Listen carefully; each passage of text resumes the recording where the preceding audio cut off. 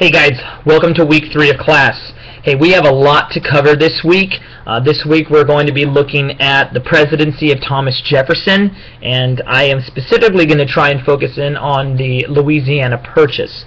This purchase is significant for a number of reasons, but two that I want to stress here is that, one, it provided a constitutional dilemma for Jefferson, as this was a man who was a strict constructionist of the Constitution and did not believe in implied powers. In other words, he did not think that the president or other federal employees should have the right to do things that the Constitution did not specifically delimit.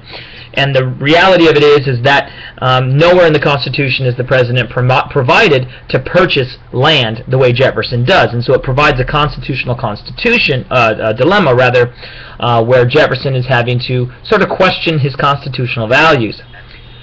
This is also a significant purchase because it opens up the West in many ways for Americans to settle. And as we will see in the coming weeks, westward expansion, manifest destiny, is a significant event in U.S. history. One that is in fact and could be understood as contributing to the coming of the Civil War. Okay? In addition to Jefferson, we're also going to be looking at a war known as the War of 1812, which had numerous causes. Specifically, the British were being rather obnoxious. They were at war with France, and both France and Britain were trying to limit who could trade with the other.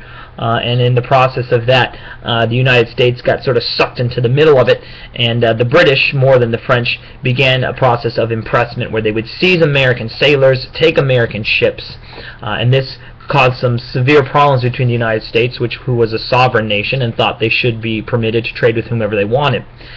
There was also issues over the British inciting Indian raids, Native American raids, and there was a hope for the United States at the time that we could move our border further north into what is now modern-day Canada, because at the time the British held control of portions of that and the borders were not set. So for these various reasons, we're going to go to war with Great Britain, and from that will be born the national anthem written by lawyer Francis Scott Key. And then finally, we're going to be taking a look at an era known as the era of good feelings.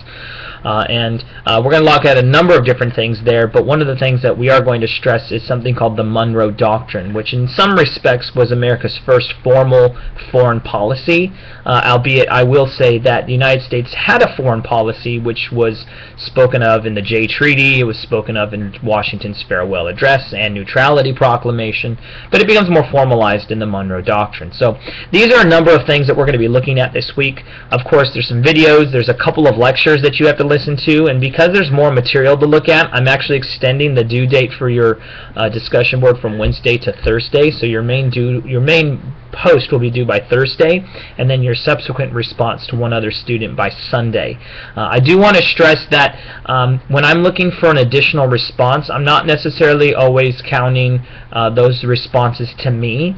In other words, if I ask you a question or ask you to elaborate, you do need to answer that, but I don't count that as your response to another student. You actually need to respond to another student. So if you've been losing some points on discussion boards and are not sure why, that may be it. If you have further questions on that or anything, really, you can ask me. The only other thing for this week, of course, is just to remind you that if you have not yet contacted me about what topic you'd like to do, please do that ASAP. You actually want to get started on that soon. So, with that, I think that's all I have for you this week. So, as I always do, go in peace, be warm and filled, and may the force be with you. Be blessed, guys.